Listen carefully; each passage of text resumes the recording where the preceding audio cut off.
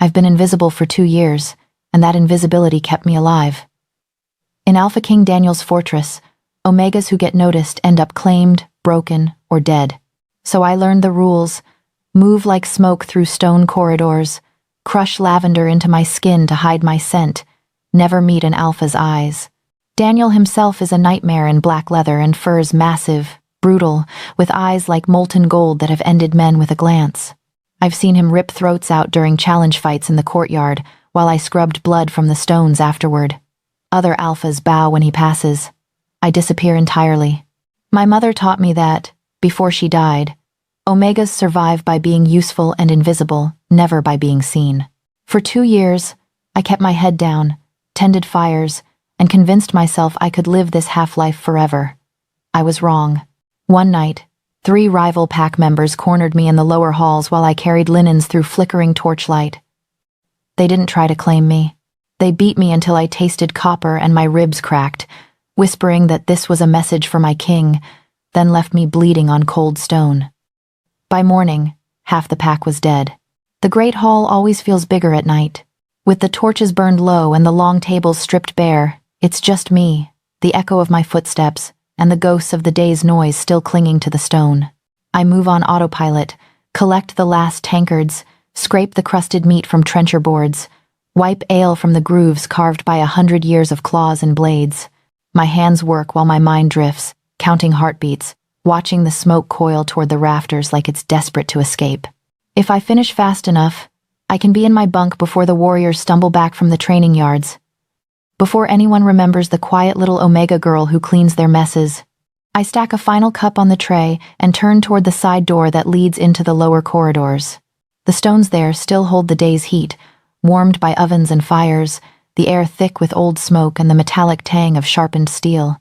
My boots whisper over the worn steps as I descend, balancing the tray on my hip. Halfway down, I hear it. Footsteps. Not the hurried patter of kitchen staff or the shuffling drag of old servants. Heavy, unhurried, confident. The sound rolls up the stairwell like distant thunder. An instinct slams into me so hard I freeze. Alphas. I flatten myself against the wall, clutching the tray to my chest, willing myself to become part of the stone. If they're just passing through, if I stay still and small enough, they might not. The footsteps stop. Thought I smelled lavender. A voice drawls from below, lazy and amused. My heart lurches. Lavender, the scent I use to hide what I am. Slowly I force myself to move, one step at a time, down into the corridor. The air is thicker here, torches spitting resin-scented smoke, shadows clinging to the edges like cobwebs. When I reach the bottom, they're waiting. 3 of them. I recognize them immediately, even before my eyes adjust. Marcus's men. I've seen them at his table laughing too loud, knocking over cups, watching the Omegas like wolves watch lambs. One leans against the wall, arms crossed over a broad chest, dark hair tied back at his nape. Another spins a dagger between his fingers, the blade flashing in the torchlight. The third just smiles at me, slow and mean. I grip the tray so tightly my knuckles ache. I need to get these back to the kitchen. The smirking one pushes off the wall. Do you? I try to slip past, keeping my eyes down, shoulders tucked in, willing myself to be air. A hand slams against the stone beside my head, blocking my path. Going somewhere, little Omega? Every nerve in my body screams, but I keep my gaze fixed on a crack in the stone. Please, I'm just a servant. Just a servant, the dagger spinner repeats, like the words amuse him. The blade stops, its point now resting under my chin, tilting my face up. You work in his hall. You scrub his floors. You hear things. I whisper. I don't listen. I don't know anything. He studies my face, expression sharpening. You're shaking. Of course I'm shaking. Their scents crowd the corridor, spice, iron, the sour edge of aggression barely leashed. My Omega rises, instinct screaming to submit, to bare my throat, to make myself small enough they might lose interest. I swallow it down, every muscle trembling with the effort. I have to go, I say. The steward will.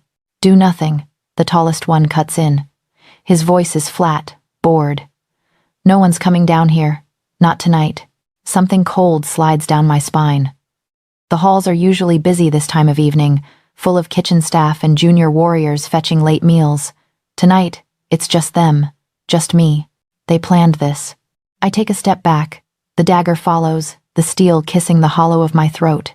Don't run, the smirker says softly. We're not here to claim you. Somehow, that's worse. Then what do you want? He leans in until his breath ghosts over my cheek. To send a message. The first punch comes from my left. A fist slams into my ribs, stealing the air from my lungs in a burst of white-hot pain. The tray slips from my hands and crashes to the floor, metal ringing against stone. Tankards scatter, ale splashing across my boots. I fold forward on reflex, arms wrapping around my middle, but another hand catches my hair and jerks my head back. A second blow cracks across my cheek, snapping stars into my vision. The corridor tilts. "This is for your king," someone murmurs near my ear. I try to scream, to shout for help, but a palm slams over my mouth, grinding my teeth into my tongue. Copper floods my tongue. The world narrows to fists and boots and stone. Pain blooms in sharp bursts, shoulder, ribs, thigh, jaw, until I can't tell where one strike ends and the next begins. I stop trying to count them. I stop trying to do anything but endure. They talk as they hurt me. Snatches of words drift through the roar in my head. Thought he was untouchable. See what he does when we break his toys. Let him smell his Omega's blood on his own stones. Omega. The word hooks into something raw inside me. I didn't tell them. I hid it. I drowned myself in lavender and ash and smoke. But they knew. They always knew. A boot catches my knee, sending me sprawling. My cheek hits the floor, and the stone is still warm from the fires above, rough against my skin. Fingers dig into my hair and slam my head back once, twice, until the torchlight smears into a streak of gold and black. Enough, one of them says at last, his voice distant, distorted. He'll recognize her. Hands release me. My body hits the floor fully this time, a loose, useless weight. I hear footsteps retreating, laughter echoing off the stone, then fading. The corridor goes quiet. I lie there, cheek pressed to warmth that's already leaching away, trying to remember how to breathe. Every inhale is a knife through my ribs. My left eye won't open. Blood trickles from my nose, pooling beneath my lips, metallic and bitter. Somewhere far above, in the great hall I just cleaned, someone laughs. A door slams. Life goes on. Down here, I bleed. For your king, one of them had whispered. They weren't trying to kill me. They were leaving me for him to find. The first thing I feel is softness. Not the scratch of rough wool blankets in the servants' quarters or the bite of cold stone under my cheek, but silk cool and smooth beneath my fingers, catching lightly on the torn skin of my knuckles when I try to move. The second thing is pain. It arrives in a rush the moment I drag in a breath, a sharp, white-hot flare along my ribs that steals the air right back out of my lungs. I gasp anyway. The sound is small, pathetic, but it's enough. A shadow shifts at the edge of my vision. The air itself seems to tighten. Juliet. My name in that voice makes something inside me flinch and lean forward at the same time. I force my good eye open. The room is dim, lit by a handful of candles guttering on iron sconces. The walls are stone, hung with dark tapestries. Heavy furs spill over the floor. Muffling sound. I've cleaned this room 100 times, always careful not to touch anything I didn't have to, never daring to linger. The Alpha King's chambers, and he's sitting right beside me. Daniel is a wall of black leather and muscle in the chair at my bedside, forearms braced on his knees, dark hair loose around his shoulders. His head is bowed, but when I move, his eyes lift to mine. I've seen those eyes from across crowded halls, from the shadows of pillars and doorways. Gold, like molten metal, cold, assessing. The eyes of a predator. They're not cold now. They're fire-banked behind glass, murder wrapped in control. His jaw is clenched so tightly the muscle ticks, his hands fists on his knees like he's holding himself together by force alone. I try to sit up. Pain lances through my side and I choke on a whimper. His hand is on my shoulder before I complete the movement, large and hot, pressing me back into the pillows with effortless strength. Don't. The single word is quiet, but it leaves no room for argument. You cracked 2 ribs. Moving will make it worse. 2 ribs. That explains the knives in my side every time I breathe. Where? My voice scrapes out, dry and raw. Where am I? He studies my face like he's cataloging every bruise. My chambers. The sheets beneath my fingers smell like pine sap and wood smoke, undercut by something darker, sharper, uniquely him. His scent wraps around me, sinking into my lungs, my blood, my bones. My omega shivers, the instinctive part of me that recognizes power, safety, danger, all tangled together. I should be terrified. I am, but not of him. What happened? I ask, though I already know. The memory lurks just out of reach, flashes of fists and stone and laughter, lavender and blood. You were found in the lower corridor, he says. Each word is placed with surgical care, like if he isn't careful they'll come out as a snarl instead. Beaten, bleeding, left on my floors like garbage. Shame burns hotter than the pain. I look away, staring at the canopy overhead. I'm sorry, my king. I didn't mean to cause trouble. I'll go back to the quarters. I can still work. Stop. The word cracks through the room, not loud but absolute. My mouth snaps shut on reflex. Slowly, he lifts a hand, gives me a moment to flinch before he touches me. He cups my cheek with a gentleness that doesn't match the rage in his eyes. His thumb skims just under my swollen eye, careful not to press on the bruised flesh. His skin is hot against mine, calloused, steady. Look at me. I do, because there's no universe where I disobey that voice. Who hurt you? He asks. 4 words, soft, deadly. My heart stutters. My mind scrambles for the lie I've been building since the first strike landed, the one that keeps this from becoming a war. I don't know, I say. It was dark. They came from behind. I didn't see. His fingers tighten. Not enough to hurt, just enough to remind me he could. His gaze doesn't waver. Try again. I swear Juliet. My name again, quieter this time. Do not lie to me. The room shrinks around us. The crackle of the fire, the drip of wax, the distant sounds of the fortress, all of it fades until there's only his hand on my face and those burning eyes pinning me in place. I think of the whispers in the corridor. For your king, let him smell his Omega's blood. Marcus's men. Marcus's laughter when Omegas flinch in his presence. If I tell him, he'll kill them. If I don't, they might come back and finish what they started. My throat tightens. It doesn't matter. Something dangerous flickers across his features.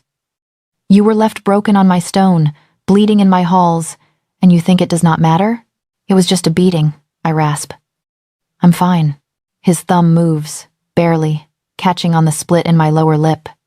The touch sends a sting of pain through me, followed by a strange, traitorous warmth. You can't afford a war because of a servant, I whisper. I'm no one, please. Let it go. For a long moment, he just looks at me. I can't read his expression rage, yes, but something else too. Something heavier, older, threaded through with a possessive heat that makes my Omega curl in on itself and reach for him at the same time. You are under my roof, he says finally, each word slow and precise. You breathe my air, walk my halls, work at my table. That makes you mine to protect. His gaze drops to my bruised throat, the finger-shaped marks on my arm peeking from under the blanket, then returns to my face. Someone laid hands on what is mine. That will not be let go. A shiver skates down my spine, half fear, half something darker. Tell me, he murmurs, who hurt you? The lie crumbles in my mouth. The names taste like blood. Marcus, I breathe. His men, I recognize them. His hand falls away from my face. For a heartbeat, I miss the heat of it. I see, he says. He stands, and the room feels smaller when he does, his full height dwarfing the bed, the chair, the space itself. The air thickens with his scent, his power, the weight of an alpha no longer leashed. Rest, he orders. You do not leave this room until I say so. Not for any reason. Daniel. He looks back at me when I say his name for the first time, and something like satisfaction flickers in his eyes. Sleep, Juliet. I want to argue, but the pain, the exhaustion, the lingering edge of his command all conspire against me. My eyes slip closed. When I wake again, the light in the room is different, thin and gray, seeping around the heavy curtains. My body aches, but the sharpest edges of the pain have been blunted by whatever bitter tea someone coaxed down my throat while I drifted. The chair beside the bed is empty. For a moment, panic claws at me. Then I hear voices on the other side of the wall, muffled but distinct. One is Daniel's lower, roughened with something that might be fatigue or fury. The other belongs to his beta, Corin, the man who runs half the fortress with a glance. Confirmed, Corin is saying. 3 of Marcus's. They thought they could slip back to his barracks before anyone noticed the girl was missing. Girl. As if I'm not lying here counting every syllable. And Marcus? Daniel's voice is calmer than it was last night, but there's a thread of steel running through it that makes the fine hairs on my arms rise. Not yet. He claims ignorance. He would. A pause. Bring me the ones we have. Something heavy settles in my stomach. When the door to the chamber opens, I feign sleep. Corin's footsteps are quick and efficient. Daniel's are slower, a predator's prowl. They stop near the bed. She shouldn't see, Corin says quietly. She will see the aftermath, Daniel replies. Better she understands what happens to those who touch what is mine. My heart stutters. Mine. Again that word. The door closes. Silence follows, thick enough to chew. I wait until the echo of their steps fades, before forcing myself upright, every movement a protest, from bruised muscles and cracked bone. The room tilts. I grit my teeth and ride it out. A slit in the curtains glows faintly. I shuffle toward it, one hand pressed to my ribs, and ease the fabric aside. The courtyard below is washed in dawnlight, pale and cold. Warriors ring the space, a loose circle of dark leather and steel. In the center, 2 men kneel with their hands bound behind their backs, heads bent. Even from here I recognize them. The smirk, the dagger spinner. My breath catches. Daniel stands before them in black armor, no cloak, the morning wind tugging at his hair. There is no crown on his head, he doesn't need one. Authority clings to him like a second skin. Corin says something I can't hear. Daniel doesn't take his eyes off the kneeling men. One looks up. Even at this distance, I see his mouth form a word. Please. Daniel moves. It happens so fast my eyes can barely track it. A flash of steel, a spray of red darker than the dawn, a body crumpling boneless to the cobblestones. The second man tries to scramble away on his knees, bound hands useless behind him. Daniel follows, unhurried, like a wolf strolling after a wounded deer. He doesn't make him beg. He just ends it. The courtyard is silent. No one cheers. No one looks away. Their blood pools on the stones I scrub every morning, black in the cold light, seeping into old cracks and scars. I know I should feel sick, horrified, something human and proper. Instead, a low, pleased sound rumbles in my chest, so soft I barely hear it. My omega purrs. Relief, dark and vicious, floods me. They're dead. They can't touch me again. They can't touch anyone. I realize, with a clarity that steals my breath more than my broken ribs, that what I feel isn't just gratitude. It's recognition. My body recognizes the man in the courtyard, standing over the corpses of my attackers, as something more than my king. More than my protector. Mate, the animal part of me whispers. I press my forehead to the cold glass, eyes fixed on Daniel as he wipes his blade and turns away from the bodies without a backward glance. Whether I want it or not, the bond has started. The fortress changes when Daniel starts hunting. I feel it first in the air. The sounds that usually drift up to his chambers, the clatter of armor, the barked orders, the crack of wooden practice swords in the yard go thin and sharp, like someone has drawn a blade across the whole mountain and left everything humming on the edge of violence. Even the servants' footsteps turn quick and quiet, skittering along the edges of the halls like mice avoiding a sleeping dragon. I'm the only one stupid enough to be near the dragon while he's awake. Daniel refuses to let me leave his rooms. The door might as well be made of iron instead of carved oak. The weight of his command is heavier than any bolt. My body aches when I disobey smaller orders. I'm not eager to test what happens if I ignore this one, so I pace instead. Each step across the rug sends a dull ache through my ribs, a reminder of fists and boots and stone. I should be grateful I'm breathing at all. The healer who checked my injuries muttered about cracked bone and torn skin, about how lucky I was they hadn't kicked my head instead of my side. Lucky isn't the word I'd choose. You're wearing a trench in my floor. Corin's voice drifts from the door where he's leaning, arms folded, watching me like I'm some strange animal Daniel dragged in from the snow. He's all lean lines and dark eyes, carrying authority like a second sword. I'm not, I say, because arguing about anything else feels like too much. Give it a week, he replies dryly. You'll be down to the stone. I stop pacing and wrap my arms around myself, fingers digging into the soft fabric of the borrowed tunic. It smells faintly of smoke and pine underneath the sharper tang of herbs the healer smeared on my ribs. Everything here smells like him. The bed. The chair he dragged closer to it. The cloak tossed carelessly over the chest by the window. Has he come back? I ask. Corin's expression doesn't change much, but something in his gaze softens. Not yet. He was gone all night?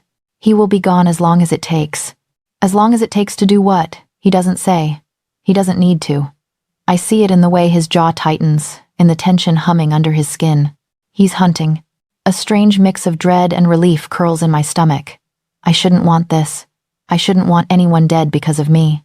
That's what good little Omegas are taught to endure, to forgive, to swallow fear and pain and pretend it doesn't matter. It mattered when my body hit the stone. It matters now, when every breath hurts. Sit before you fall, Corin says, softer. You look like you're about to pass out. I'm fine. He gives me a flat look that says he's not in the mood for obvious lies. In the end, it's my own ribs that convince me. They throb in time with my pulse, each beat a warning. I sink down onto the edge of the bed, gripping the blanket so hard my fingers ache. Why is he doing this? The words slip out before I can stop them. I'm just a servant. Corin studies me for a long moment. You work under his roof. Someone put you in the dirt to spit in his face. He doesn't let insults stand. That's not the same as... I swallow. The way he looked at me, it felt personal. Corin's mouth quirks, not quite a smile. Insulting his pack is one thing. Bleeding an Omega in his halls, that's something else entirely. Because I'm weak? I ask bitterly. Because it makes him look bad if his servants are beaten on his own stone? He pushes off the door and steps closer, enough that I have to tilt my head back to meet his eyes. Because you are under his protection, he says. And he takes that seriously. The word protection sends a small, unwanted shiver through me. My Omega stretches inside my chest like a cat in a sunbeam, recognizing something it's been starving for. Safety, ownership, a place. I clamp down on it so hard my head aches. I didn't ask for that, I whisper. No, Corin agrees. You didn't, but he gave it anyway. Before I can argue, a horn sounds from somewhere deep in the fortress. One short, sharp blast that cuts through the morning like a knife. Corin goes still, head cocked. His eyes flick to the window. He's back, he says. The world narrows to the frantic beating of my heart. I don't mean to move. Truly, I don't. But one moment I'm perched on the bed, and the next I'm at the window, fingers fumbling with the heavy curtains until a thin slice of gray light spills into the room. The courtyard below is a pool of damp stone, the night's mist still clinging to the edges. They bring the prisoners in first. 2 men, hands bound behind their backs, are marched into the center of the yard. Even at this distance, even with one eye still swollen, I know them, the smirk, the dagger callus on his fingers, the way the taller one's shoulders hunch like he's expecting a blow. My breath catches. My lungs forget how to work properly. Behind them, flanked by warriors, comes Daniel. He's shed the furs, wearing only dark leather that fits like a second skin, marked by streaks of mud and something darker. His hair is tied back, his face unreadable. He moves with an easy, lethal grace that makes every man around him look smaller, even when some match him for height. The courtyard falls silent. Even the wind seems to hold its breath. Corin joins me at the window, though he keeps a respectful distance, as if he knows my nerves are stretched thin enough to sing. This is unnecessary, I say, though my voice lacks any real force. He doesn't need to do this. They were following orders. Marcus will have his turn, Corin says. For now, these 2 are the proof he needs. And the promise. To who? To everyone watching. Daniel stops in front of the kneeling men. From here, I can't hear his words, but I see the way one prisoner's head jerks up, mouth moving quickly, desperately. Begging, probably. Or blaming someone else. Omega Or alpha, fear looks the same on every face when death stands in front of them. Daniel listens, head tilted slightly, expression carved from stone. When the man falls silent, he asks something. The prisoner nods again, too fast. Then Daniel moves. The sword is in his hand and through the first man's throat before my mind fully registers the motion. One clean stroke. Blood fountains out in an arc, dark against the gray dawn, then splashes onto the cobblestones in thick, black streaks. The body falls. The second man tries to scramble away on his knees, bound hands useless behind him. Daniel doesn't hurry. He steps forward, boots silent on stone. I know well. Shadow swallowing the prisoner's smaller form. For a heartbeat, they're still. Then Daniel's hand fisting in the man's hair, jerking his head back. A flash of steel. Another spill of darkness across the stones. It's over in less than a minute. The warriors watching don't cheer. They don't flinch either. This is a lesson, not a spectacle. Corin's reflection in the glass is grim and satisfied. I should be horrified. I should be sick, or shaking, or whispering prayers for the dead. Instead, something low and pleased rumbles in my chest, so soft I almost miss it. Relief unfurls through me, hot and heavy, washing away some of the cold that's lived under my skin since the first kick. They're dead. The hands that grabbed me, the fists that broke my ribs, the mouths that whispered, "This is for your king. They'll never touch me or anyone else again." My omega purrs. The sound isn't human. It vibrates through my bones, my blood, drawn out by the man below who just painted the courtyard with my attackers' lives. I press my fingertips to my lips, shocked at myself. What's wrong with me? I whisper. Nothing, Corin says quietly. You're bonded to an alpha. They hurt you. He avenged you. Your wolf understands, even if your head doesn't. Bonded. The word slams into me harder than any kick. I think of Daniel's hand cupping my bruised face, the way my name sounded in his mouth, the way his scent wrapped around me and made something inside me go quiet for the first time in years. Mate, that same treacherous voice inside me whispers. Down in the courtyard, Daniel wipes his blade on one dead man's tunic, then straightens. For a moment, his head lifts, his gaze turning toward the tower, toward my window. I jerk back from the slit in the curtains, heart pounding, as if he could see me, feel me watching. Maybe he can. Something tightens in my chest, a tether pulling taut. Whether I want it or not, the bond is there.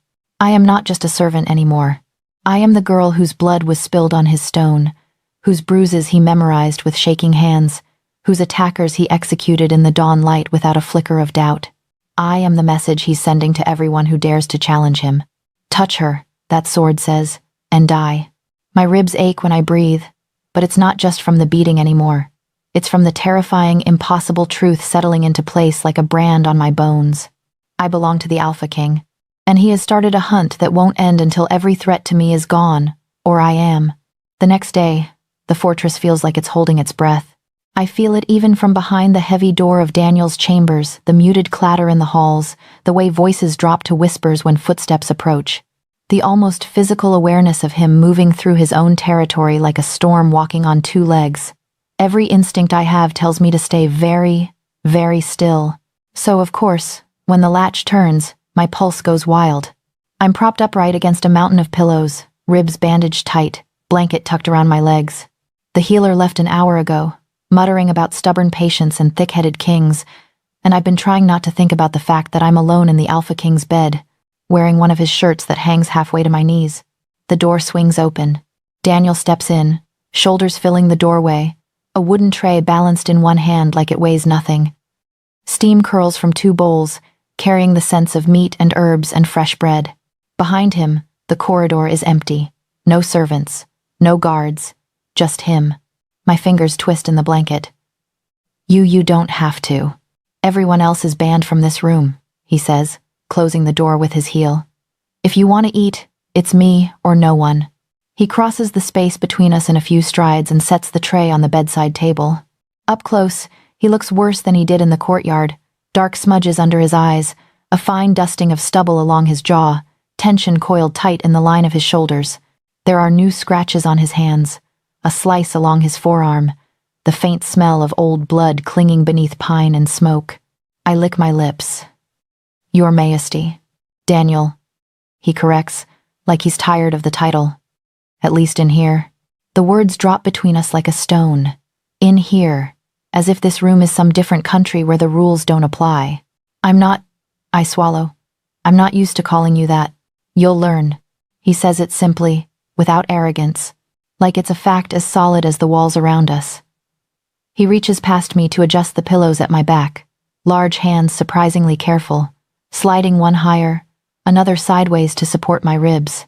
Every brush of his fingers sends tingles skittering over my skin, waking up nerves I'd rather keep asleep. Does it hurt? He asks. Only when I breathe, I manage. His mouth twitches, almost a smile, but it doesn't reach his eyes. I'll have the healer mix something stronger. I can manage. I know you can. His gaze flicks to my face, lingering on the bruise blooming across my cheek, the cut on my lip. His jaw tightens. That isn't the point. He lifts one of the bowls and presses it into my hands before I can argue. The wood is warm, so is the heat bleeding from his body this close, seeping through the thin fabric of his shirt draped over my shoulders. Eat, he says. My first instinct is to obey. My second is to bristle at that instinct. In the end, hunger wins. I take a cautious sip. Rich broth and tender meat slide over my tongue, seasoned the way I know I could never afford in the servants' hall. My stomach clenches, then growls loud enough to be embarrassing. His eyes soften. When was the last time you ate properly? I don't know. The days blur together. Work. Heat. Pain. Blood. Does it matter? Yes. The answer is so immediate it startles me. I glance up. His gaze hasn't left my face. How long have you worked here, Juliet? He asks. 2 years. I stare into the bowl. You know that. I want to hear you say it. 2 years, I repeat, in the great hall, the kitchens, sometimes the guest wing, when there are feasts. You braid your hair when you think no one is watching. The spoon stops halfway to my mouth. What? He leans back in the chair he's pulled close to the bed, stretching his long legs out, ankles crossing. The motion is deceptively relaxed. Nothing about him feels relaxed. In the mornings, he says, when you carry kindling into the hall before dawn, you tuck it under your arm, twist your hair into a plait so it doesn't fall into the fire, then finish it by the hearth while the others are still half asleep. His eyes flick to the loose braid hanging over my shoulder, fingers flexing slightly as if he wants to touch it and is restraining himself. You hum under your breath when you work. Same tune, every time. Heat floods my face. I didn't realize anyone heard that. The song is the only thing I kept from my mother, soft and wordless, something to fill the silence while my hands are busy. You watch too much, I mumble. Watching keeps my people alive, he says. It also means I notice things others don't, like the way you always take the chipped bowl for yourself in the kitchen. Or how you slip extra bread to the younger Omegas and tell the cook you miscounted. Shame and a strange, flickering pride war inside me. They're still growing, I mutter. They need it more. So do you, he says quietly. You're too thin. That's not your concern. It is now. 3 small words. They land heavier than any order he's given.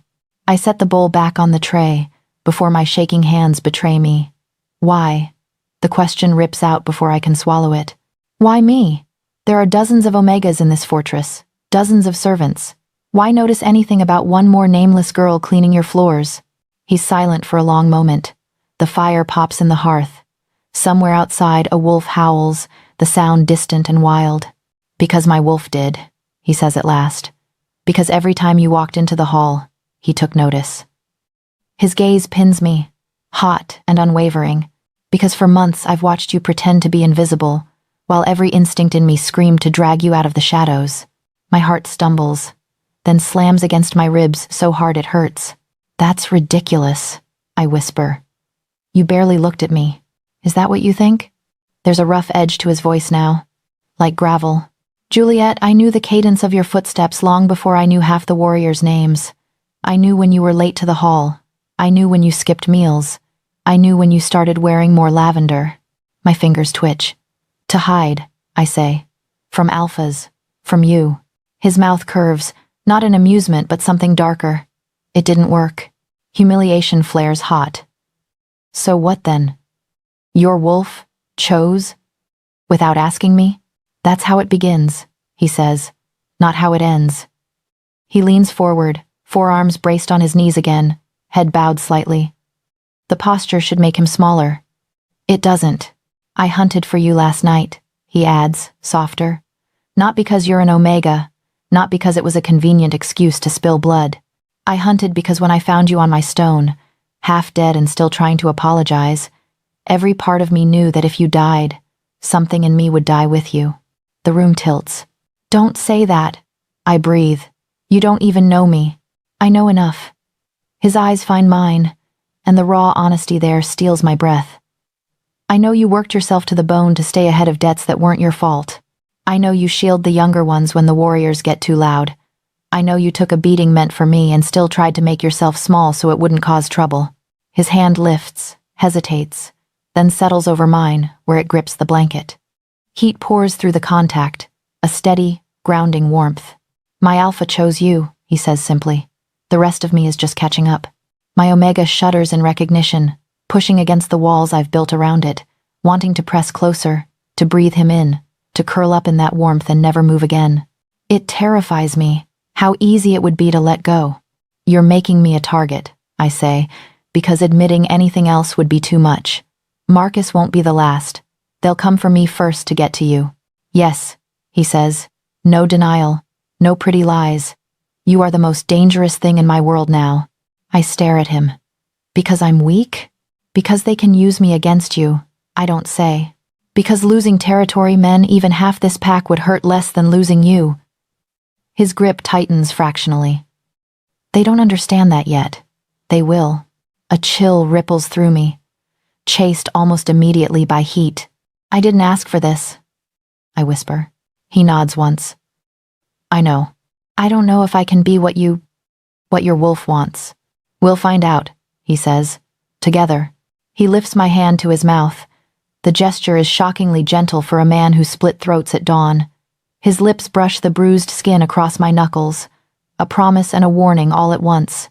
Eat, he murmurs again, voice low. Heal. The rest can wait. It can't, not really. The bond is already there, humming between us like a live wire. The pack will feel it soon, if they haven't already. The politics, the danger, the blood that's all racing toward us like an avalanche. But with his fingers wrapped around mine and his scent in my lungs, for the first time since I was dragged bleeding across cold stone, I let myself lean back into the pillows and breathe. For the first time in years, I am not invisible. I am seen by the king. By the 7th day, his chambers no longer smell like a room. They smell like him. Pine and smoke and something darker, richer, threaded into the sheets, the pillows, the fur rug my bare feet sink into when I dare to stand. It clings to my skin no matter how many times the healer makes me wash. Every breath is Daniel, Daniel, Daniel, until my head swims and my wolf presses against my ribs like it's trying to crawl toward him. I hate how much I like it. He keeps his distance at first. Orders are delivered through Corin, meals dropped off and retreated from, updates given in clipped phrases spoken just inside the door. Marcus is confined. The pack is restless. The borders are quiet for now. But even when Daniel isn't in the room, I feel him. It's a pressure at the back of my mind. A low hum under my skin. The way the air changes an instant before the latch turns. My Omega perks up whenever his footsteps approach, tail wagging, eager. And no matter how I snarl at it, it doesn't listen. On the 8th night, I wake with his name in my mouth and my pulse pounding between my legs. The bed is empty. The room is dark, the coals in the hearth down to a dull glow. I press a hand to my racing heart and try to breathe through the ache clawing at me. It's not just pain anymore. It's need. The door opens. He steps in wearing only a loose shirt and trousers, hair damp, scent sharper from the cold air outside. His gaze goes straight to me like it was pulled there by a string. You should be asleep, he says. I was. My voice comes out hoarse. Then you came near the door and my wolf lost its mind. One corner of his mouth lifts. Mine did that the night you first walked into my hall. Consider it even. He crosses to the hearth and stirs the coals, adding a log, coaxing flame back to life with practiced gestures. The new light paints his throat, his forearms, the strong lines of his shoulders in gold. My eyes track every movement like I've been starving and someone dangled meat in front of me. I drag my gaze away. Corin says showing weakness for an Omega will bring challengers. He's right, Daniel says calmly. And yet you're here, I point out. Tending my fire, feeding me, sitting at my bedside like some overgrown wolfhound. Careful, he says, but there's a huff of amusement in it. I bite harder than any hound. I noticed. Silence settles, heavy but not entirely uncomfortable. He finishes with the fire and turns, leaning one shoulder against the stone, arms crossed. It's meant to look casual. It doesn't. Every inch of him is tension wrapped in skin. How bad is it? I ask. How bad is what? The bond. His throat moves as he swallows. For me? For both of us. He considers, eyes flicking over my face, down to where my fingers knot in the blanket. When you're in pain, I taste metal, he says slowly. When you walk too far across the room, my wolf wants to pick you up and put you back in the bed, even though I know you need to move. When you smile, he stops, shakes his head. It feels like someone loosened a blade I didn't realize was pressed against my throat. My chest tightens. You barely know me, I remind him. I know enough, he says, and the rest we have time for. Do we? I counter. Because, from where I'm lying, every alpha in this fortress is watching to see if they can knock you off your throne by tearing out my throat first. His eyes go cold. They can try. That's the problem, I snap. They will, Corin told me. Corin told you what he's paid to consider. Daniel pushes off the wall, coming closer, stopping when he's a breath from the bed. Heat rolls off him. My Omega noses at the invisible line between us, desperate to cross it. He's not wrong, claiming you will start a war. But there was always going to be another war. His gaze drops to my throat, then climbs back up. At least this one will be for something that matters. I didn't ask to be something that matters, I say quietly. No, he agrees. You didn't. For a moment we just stare at each other, the air thick with unsaid things. My wolf presses harder, whining now, every inhale of his scent another lash. I can feel his alpha straining too, muscles taut, hands flexing like he's fighting the urge to reach for me. We're circling, I say, because it's easier than admitting anything else. Like wolves around a carcass. He huffs. Romantic. Realistic. His eyes spark. We circle because if I touch you the way I want to, I won't stop, he says, low and rough. And once I mark you, there's no going back. Every rival, every ambitious fool, every enemy outside these walls will smell you on me and know exactly where to aim. The room feels suddenly smaller. And if you don't? I ask. His jaw flexes. Then the bond keeps pulling tighter until one of us breaks. Or someone else decides to break you for me. I swallow. The future spreads in front of me like a field full of traps. War, blood, a crown made of bones. But also this his scent, his hands adjusting my pillows, his eyes softening when I eat, the way his wolf quiets when I breathe easier. What do you want? I whisper. He doesn't hesitate. You alive, you whole, in my bed, under my protection. A beat, choosing me. My Omega howls yes so loudly inside my skull that I flinch. I don't know how to be chosen, I admit. I only know how to survive. I want. Then we'll start there, he says. You learn how to be more than invisible. I learn how not to tear out the throat of every male who looks at you too long. That seems extreme. Necessary. A laugh escapes me, brittle and astonished. You're impossible. You're stubborn, he counters. We are a breath apart now.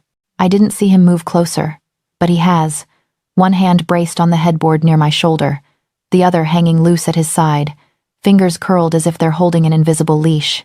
Daniel, I say, warning and plea in one. He dips his head, inhaling near my neck, not touching, just letting my scent wash over him. His eyes close. A shudder runs through his body, like he's barely holding back. This is what fighting looks like, he murmurs. Every time I come near you, my wolf wants to mark. Every time I walk away, he howls. Mine too, I confess, because at this point lying feels useless. She hates the distance. It hurts. His eyes open, molten, and hungry. Good. Good? I choke. It means when the war starts, he says, you won't question why I'm willing to burn half the world for you. The bond thrums between us, tight and bright, not yet sealed but undeniable. I can feel it in the way my heartbeat sinks to his, in the way my lungs refuse to pull in air unless it's full of his scent. Not yet, he says suddenly, more to himself than to me. He pushes back, putting space where my wolf wants none, muscles jumping with the effort. Heal first, decide later. I won't have you thinking I trapped you because you were broken. You already trapped me, I say softly. You just did it with blood and silk instead of chains. He smiles then. It's small and dangerous and oddly fond. Sleep, Juliet, he orders. Dream something gentle for once. I'll be at the door. I lie back because my ribs hurt and because part of me wants to see if I can feel him even from there. As my eyes drift closed, the bond hums between us, a half-finished promise, a war drum waiting for the first strike. I am drowning in his scent, and every part of me, animal and human both, is starting to think maybe there are worse ways to die. 3 weeks after the attack, I decide I've healed enough to be stupid. The fortress is still half asleep when I slip out of Daniel's chambers, wrapped in a plain gray dress the housekeeper smuggled up, hair braided tight, scent drowned in lavender. My ribs only twinge a little. My wolf growls at the distance, stretching between me and the door I just closed. But I ignore her. I need to remember who I was before silk sheets and the Alpha King's hands on my skin. A servant, invisible, replaceable. The corridor is quiet, torches burning low. I move fast, bare feet silent on stone, heart beating double time. If I can just make it to the stairs, down to the hall, I can lose myself in work again, in routine, in something that isn't him. I reach the corner. A hand closes around my wrist. Heat sears my skin before my mind even registers the danger. I'm yanked back, spun, my spine meeting solid chest. His scent hits me like a blow pine, smoke, iron so strong my knees almost give. Going somewhere? Daniel's voice is a low growl against my ear. I jerk free and spin to face him. To work, I snap, because anger is easier than admitting my pulse is trying to climb out of my throat. Some of us don't spend all day brooding in thrones and hunting people. His eyes flick down my body, taking in the dress, the way I'm unconsciously favoring my left side.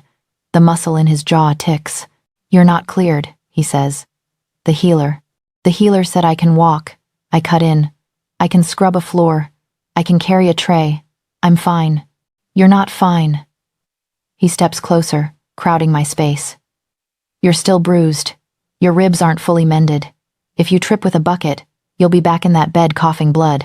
I've worked through worse. Not under my roof. There it is, the wall we keep running into. Over and over. My hackles rise. You can't keep me here like some pet you only take out when it suits you, I hiss. I have a job. People rely on me. The other Omegas have been instructed you're off duty until I say otherwise, he interrupts. You won't starve. You won't be missed. The fortress can live without you, scrubbing its floors for a few more days. The words hit harder than I expect. So that's all I was, then? A pair of hands you happen to notice? Easy to replace? Easy to hide? His eyes flash gold. That is not what I said. That's what it sounds like. My chest tightens, anger sharp enough to cut. You killed for me, and now you've decided I'm too fragile to stand on my own feet. You don't want a mate, you want a possession. His wolf surges to the surface so fast the air crackles. He cages me against the wall with a hand on either side of my head, face inches from mine. I want you alive, he grits out. I want you safe. I want you not lying broken on my stone because I let you out of my sight too soon. That's not your choice. It became my choice the second they touched you. And who made that rule? I demand. You? Your wolf? At what point do I get a say in my own life, Daniel? He stares at me, breathing hard. The bond hums between us, furious and bright, picking up every spike in my heartbeat, every ragged inhale. My Omega is howling, torn between wanting to bare my throat and wanting to sink my teeth into him. You think I enjoy this? His voice drops, rough and raw. Do you think I like feeling my chest crack open every time you wince? That every step you take away from me feels like someone is peeling my skin off? I am trying not to lose my mind, Juliet. Then stop trying to control me. I shoot back. You don't get to rewrite my life just because your wolf decided I smell nice. His lips curl. Nice? He echoes. Is that what you think this is? He dips his head, inhaling at my throat, not quite touching. My skin prickles. My knees wobble. The urge to tilt my head, to offer the vulnerable line of my neck, is so strong my fingers dig into the stone at my back. This, he growls, is not about nice. Something inside me snaps. Then show me, I say. For a heartbeat, everything freezes. His pupils blow wide, wolf surging so close I can feel the rumble in his chest through my own bones. Then his mouth is on mine. The kiss isn't gentle. It's a collision. Teeth and heat and all the arguments we've been choking down poured into one point of contact. I gasp against him. He takes the opening, tongue sliding against mine, hand tangling in my braid to pull my head back and change the angle. The bond erupts. Heat floods my veins, a molten rush that wipes out thought, language, everything but him. My wolf roars with triumph, claws sinking into his power. Finally, where she's been trying to get since the moment he found me bleeding. My hands find his shoulders, fingers digging into muscle hard as carved stone. I drag him closer. Like there's any world where he would pull away now. He makes a sound half growl, half groan deep in his chest, and it goes straight between my legs. We break apart only when air becomes non-negotiable. I'm panting, lips swollen, back pressed so hard into the wall it might leave an imprint. His eyes are full gold now, no human color left, wolf front and center. Juliet, he rasps. Think. If I mark you, I am thinking. My voice shakes, but not from fear. I know exactly what it means. It means every enemy I have will look at you and see their best leverage. I know. It means there will be no going back. Not for you, not for me.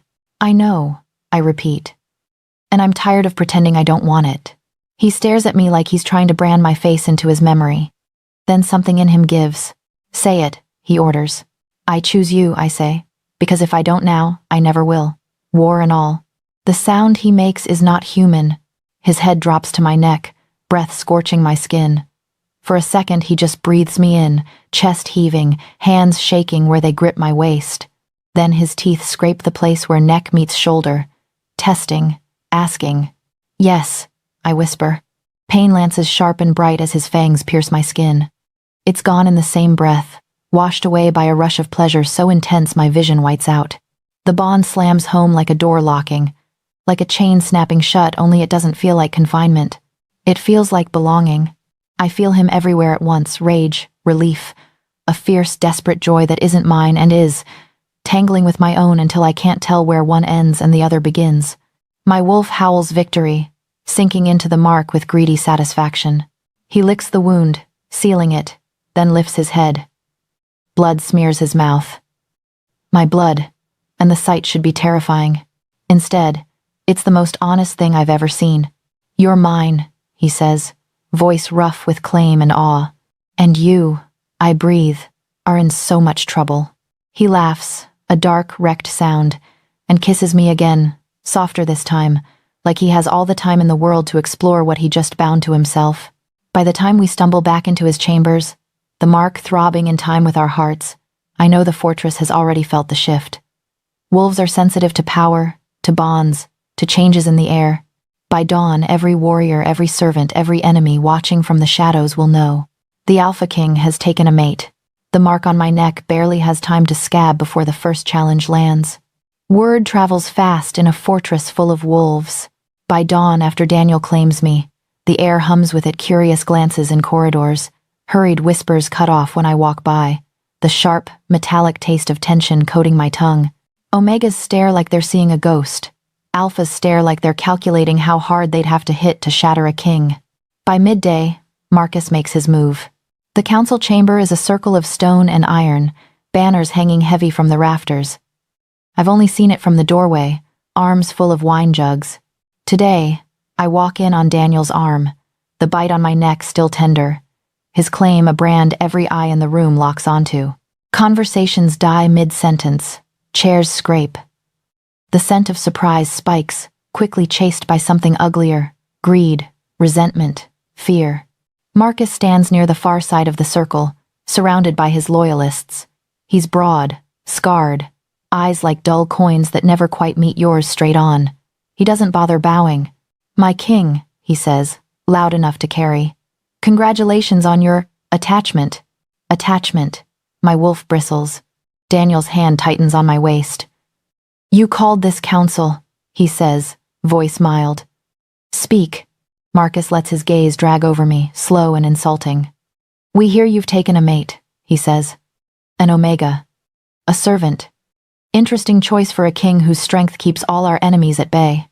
I feel every word like a shove. Daniel doesn't flinch. "My choice of mate is not up for debate.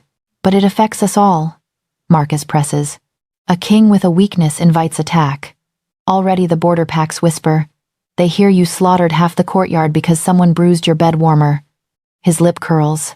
"They wonder what you'll do when they put a blade to her throat." A low growl rolls through the room, not just from Daniel. Corin shifts, his scent turning sharp, fingers flexing near his sword hilt. "She has a name," Daniel says quietly. The quiet is worse than a shout. "Juliet." Marcus ignores that. "We have held this territory for generations because our king has always put the pack first. Above personal attachments, above sentiment." His eyes flick to my mark. "Above lust." Heat burns up my neck, part fury, part humiliation. Daniel steps forward, but I lay a hand on his arm before I think better of it. His muscles are steel under my palm. "Say what you came to say," he grinds out. Marcus spreads his hands. "Step down. Let a stronger alpha take your place before you drag us into ruin. Or cast her out. Send her to a safe house. Anywhere but here. You cannot be both king and lovesick boy. The pack deserves better." The room vibrates with the impact of his words. Some heads bow, others lift, nostrils flaring, weighing, measuring. Daniel's power slams into the chamber like a physical force. "You question my strength? I question your priorities," Marcus fires back. "You've killed our own for touching her. You brought a servant into this circle as if she's your equal. How long before your enemies use her to bend you? Before we pay the price for your softness?" All eyes swing to me. That's when I understand. No matter what Daniel says here, I'm already the battlefield. He turns to me, fingers flexing on my hip. "You shouldn't be in this room," he says under his breath. "Wait outside." "No." His head snaps down, shock flashing in his eyes. I've never told him no like that before. My voice doesn't shake. My wolf stands up inside me, teeth bared. "Juliet," he warns. "If I leave now, I prove him right," I say, keeping my gaze on Marcus. "That I'm something to hide. Something you have to shield. A weakness." "You are not a weakness," Daniel snarls. "Then let me stand," I snap back. "Or you may as well lock me in your chambers and hand Marcus the victory he wants." Silence ripples out from us. Marcus watches, satisfied, like I'm making his argument for him. "Look at her," he says to the circle. Brave words, but breakable bones, soft skin. One arrow, one knife, and our king tears the world apart while our enemies walk over our corpses. "Enough," Daniel says. "Choose," Marcus pushes, smelling blood he thinks is mine. "The pack or the Omega? Stability or civil war? You cannot have both." My heart slams against my ribs. The rational part of me knows how this should go. A good king chooses his people. A smart Omega steps back and lets him. I step forward instead. "Then hear me," I say, voice cutting through the murmurs. "I am Juliet, Omega, daughter of no one important. I scrubbed your tables, I carried your plates. I bled on these stones because someone thought I was an easy way to get to your king." I meet Marcus's gaze, forcing myself not to look away. "You're right. I am breakable. Killing me would be easy." "Juliet," Corin hisses, "but I keep going." "But it won't make him weaker," I say. "It will make him worse." A low, dangerous sound vibrates in Daniel's chest. The room actually recoils a little. "You think using me will soften him?" I ask Marcus. "You've already seen what he did when I survived. You really want to find out what he'll do if I don't?" Fear flickers in more than one pair of eyes. Marcus's jaw clenches. "This isn't about threats," he says. "It's about leadership."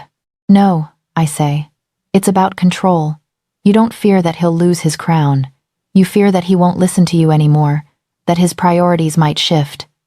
I tip my chin. "News for you. They already have. Marcus's eyes narrow, calculating. You speak very boldly for someone whose life depends on him, he says. My life depends on me, I counter. On standing where I choose, not where I'm put. Daniel's hand comes to rest on my shoulder, heavy and possessive. She stands with me, he says, voice like iron. Not behind me. Not hidden. Anyone who has a problem with that is welcome to challenge. The room goes still. This is it, the line drawn. Marcus looks between us, sneer twisting his mouth. For a moment, I think he'll lunge, claws out, fulfilling his own prophecy of civil war. He doesn't. Not yet. This isn't over, he says. When your heart makes you hesitate and we all bleed for it, remember this day. He turns on his heel and stalks out, his followers trailing behind like a dark tide. Some glance back at me, measuring, weighing. Target, my wolf says. Clear as a bell. The council breaks. Voices rise, low and urgent. Plans will be made. Sides will be chosen. No one is pretending this can be smoothed over. When the chamber finally empties, Daniel rounds on me. You defied me in front of my pack, he says. Calm in that way that means he's absolutely not calm. I lift my chin. I saved you from proving Marcus right. His eyes flash. You put a mark on your own back. It was there the moment you bit me. I shoot back. At least this way, they know I won't run. He stares at me, chest rising and falling too fast. Then, unexpectedly, he laughs short and disbelieving. You're going to kill me, he says. Probably, I say, but not before we deal with Marcus. He steps closer, crowding my space, fingers brushing the mark on my neck. Heat shivers through me. You understand what you did today, he murmurs. You just told the entire pack you're ready to die on your feet. If it's that or live on my knees. I meet his gaze. Steady. I choose this. His wolf surges forward, pride and fury and desire crashing into me through the bond. His hand curls around the back of my neck, steady and sure. Then I suppose, he says, I'd better make sure anyone aiming at you dies first. I am a target now. A walking bullseye painted in teeth and blood and stubbornness. But I chose it. And so did he. The night they come for me, everything is lit like a celebration. Torches burn along the courtyard walls, banners hanging heavy and bright. Wolves crowd the stone steps, armor gleaming, voices raised in the old oaths that are supposed to mean loyalty, unity, peace. Daniel stands at the top of the stairs in black armor and iron crown, every inch the Alpha King. I stand just behind his shoulder, my hand resting lightly on the leather at his spine, his mark throbbing warm on my neck like a second heartbeat. When the final vow echoes off the stone, I almost let myself believe the lie of it all. Then the smell hits. Silver. Cold and wrong, slicing through the air like a blade through flesh. My wolf reacts before I do, ears up, hackles high. The bond snaps taut. Daniel's fingers twitch near his sword hilt. 3 warriors break from the front rank. They move too fast for ceremony. Cloaks snapping back to reveal blades that shimmer with a sick, pallid light. Silver. My throat closes. They don't hesitate. Don't bow, don't even look at their king. They come straight for me. I don't scream. I'm already moving when the first blade thrusts toward my heart, dropping low like the healer taught me, pain singing down my half-healed ribs as steel whistles over my head. The warrior's snarl cuts off as something bigger slams into him from the side. Daniel. He hits the man like a landslide shoulder to chest, sword hacking the silver away in a spray of sparks. One brutal twist, one ugly wet sound, and the first attacker hits the stone with his throat open. The courtyard explodes. The second warrior lunges around Daniel, eyes locked on me. Corin appears from nowhere, sword sweeping low. The man's legs go out from under him. He crashes onto his back, weapon skittering away. Corin's next strike ends him. The third man freezes. He makes the mistake of meeting Daniel's eyes. I see the exact instant his courage breaks. His grip falters. His weight shifts back. He turns to run. Daniel's dagger takes him between the shoulders before he makes 3 steps. Silence slams down, heavy and absolute. 3 bodies bleed out on the stone, silver blades cooling beside them. Every wolf in the courtyard is staring, caught between horror and something that smells disturbingly like excitement. Marcus, Daniel says, voice carrying like a drumbeat. Come forward. The command rings with alpha power. No one breathes. Marcus shoves his way out of the crowd, jaw set, eyes bright with hate and calculation.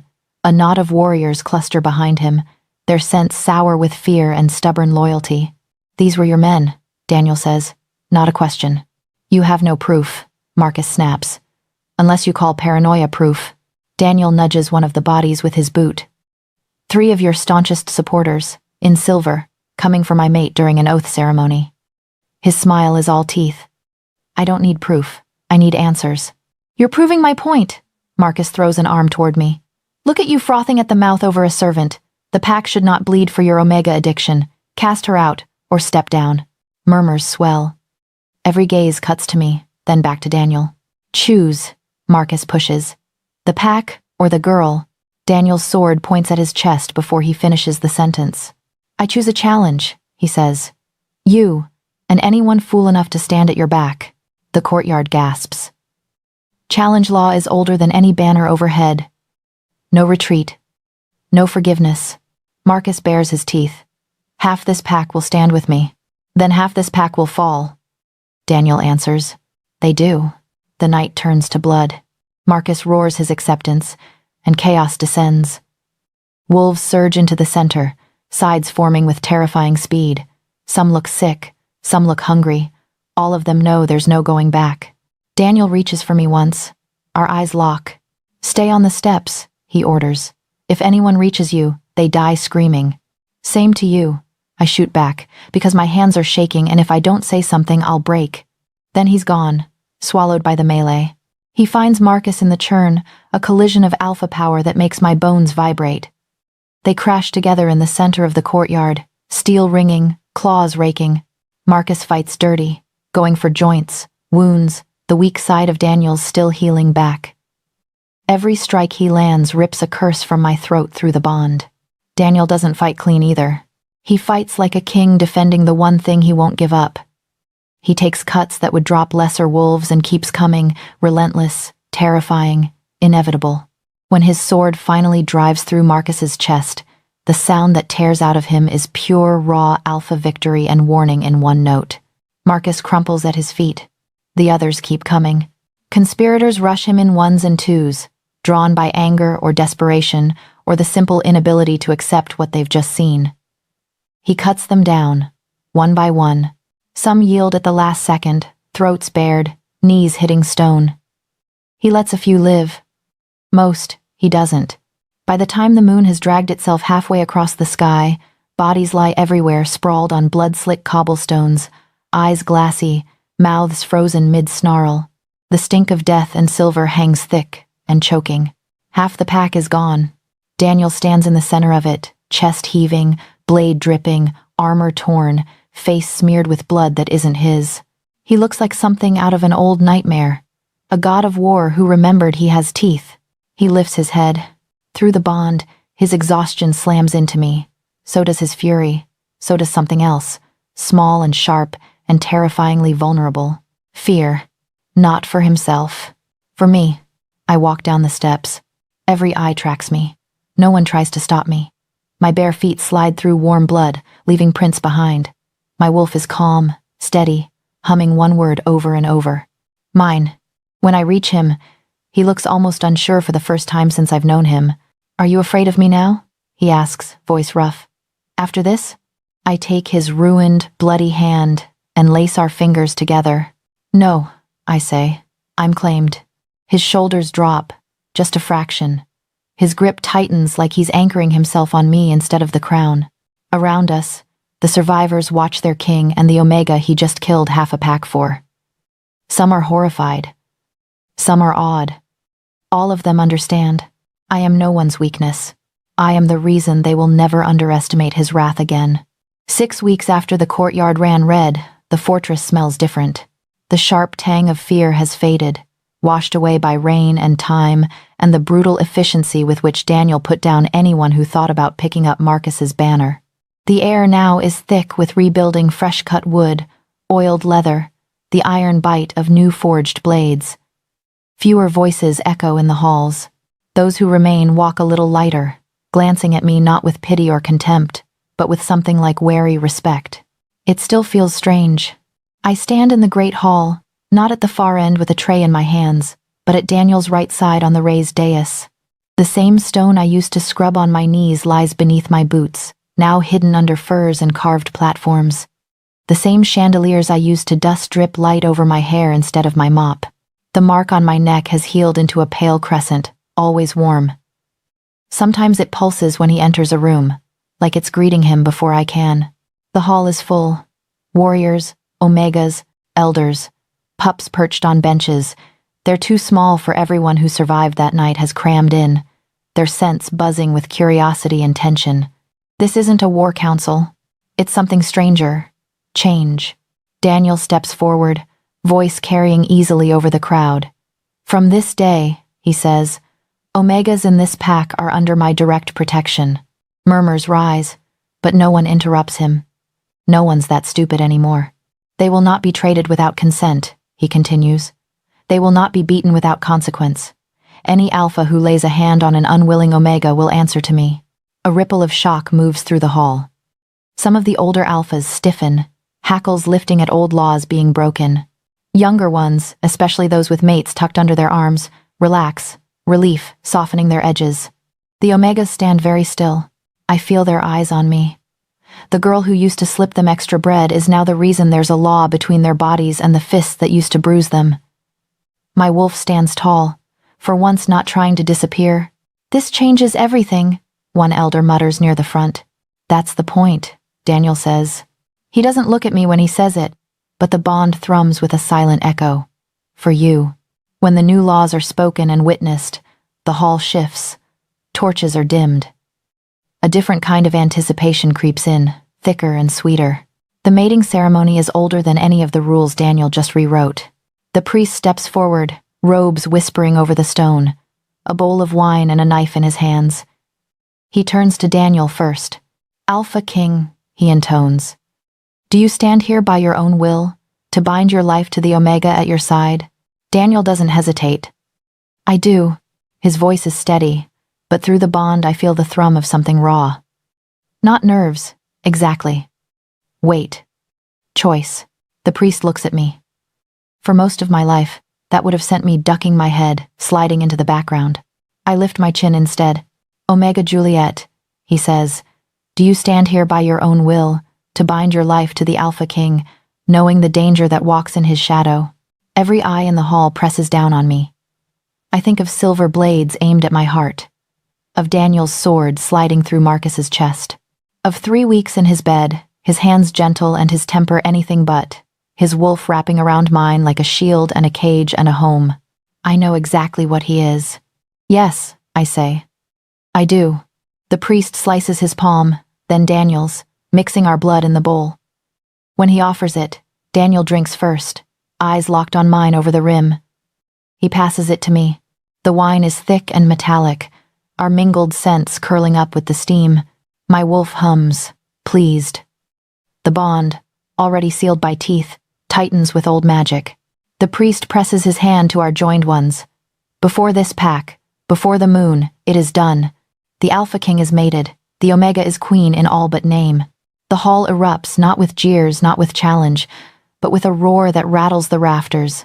Some howl, some clap fists to chests. Some just stand, stunned, as the new shape of their world settles in. Daniel turns fully to me, shutting them all out with a shift of his attention.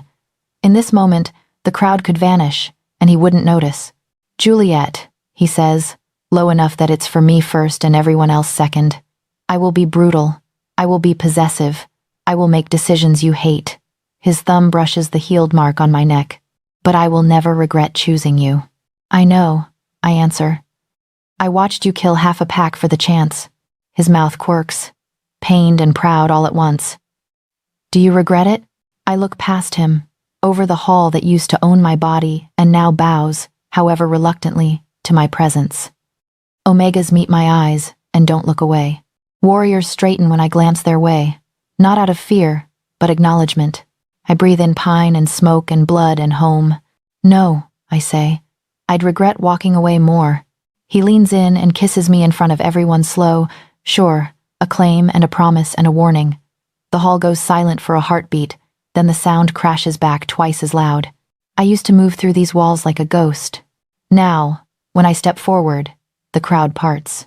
Some will always see me as a threat, some as salvation, most as both.